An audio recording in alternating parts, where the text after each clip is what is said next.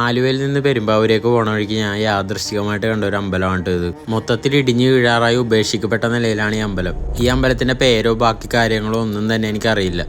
പക്ഷെ ഒറ്റ നോട്ടത്തിൽ കണ്ടാൽ തന്നെ ഈ അമ്പലത്തിന് ഒത്തിരി പഴക്കമുണ്ടെന്ന് നമുക്ക് മനസ്സിലാവും. ഇതിനുള്ളിലേക്ക് കയറിയാൽ തന്നെ കൂടുതലും തടി കൊണ്ട് നിർമ്മിച്ച ഭാഗങ്ങളാണ് നമുക്ക് കാണാൻ പറ്റുക. അടഞ്ഞു കിടക്കുന്ന ശ്രീകോവിലും ആൾക്കാരൊന്നും കയറാത്തതുകൊണ്ട് തന്നെ ഉള്ളിലൊക്കെ പുല്ല് പിടിച്ച് കിടക്കുന്നത് നമുക്ക് കാണാൻ പറ്റും. എങ്ങനെയൊക്കെയാണെന്ന് പറഞ്ഞാലും ഫോട്ടോഷൂട്ടിനൊക്കെ പറ്റിയ ഒരു അടിപൊളി ലൊക്കേഷൻ തന്നെയാണ് കേട്ടോ ഇവിടെ. നമ്മൾ നോർമലി ഒരു അമ്പലത്തിൽ ചെന്നാൽ അവിടെ ക്രൗഡഡ് ആവാനാണ് ചാൻസ്. പക്ഷേ ഇതിങ്ങനെ അടഞ്ഞു കിടക്കുന്ന ഒരു അമ്പലമായതുകൊണ്ട് തന്നെ ഫോട്ടോഗ്രാഫിക്കൊക്കെ നല്ലൊരു ലൊക്കേഷൻ തന്നെയാണിത്. ഇത് ഉള്ളിലേക്കൊന്നും കയറിയൊന്നുമല്ല, മെയിൻ റോഡിന്റെ സൈഡിൽ തന്നെയാണ് ഈ അമ്പലം. കൂടുതൽ പേർക്ക് ഈ അമ്പലത്തിനെ പറ്റി അറിയാഞ്ഞിട്ടാണോ അതോ ഇതൊന്നും കണ്ടിട്ട് ആർക്കും ഒന്നും തോന്നാഞ്ഞിട്ടാണോ എന്നറിയില്ല. ഞാൻ എന്തായാലും ഇവിടെ വന്ന സമയത്ത് ഇവിടെ ഒന്നും ആരെയും ഞാൻ കണ്ടില്ല. എന്തുകൊണ്ടാണ് ഈ അമ്പലം ഇങ്ങനെ ഉപേക്ഷിച്ചിരിക്കുന്നതെന്നും മനസ്സിലായില്ല. ഈ അമ്പലത്തിന്റെ തൊട്ട് പുറകിലായിട്ട് തന്നെ ഒരു വലിയൊരു അപ്പാർട്ട്മെന്റ് നമുക്ക് കാണാൻ പറ്റും.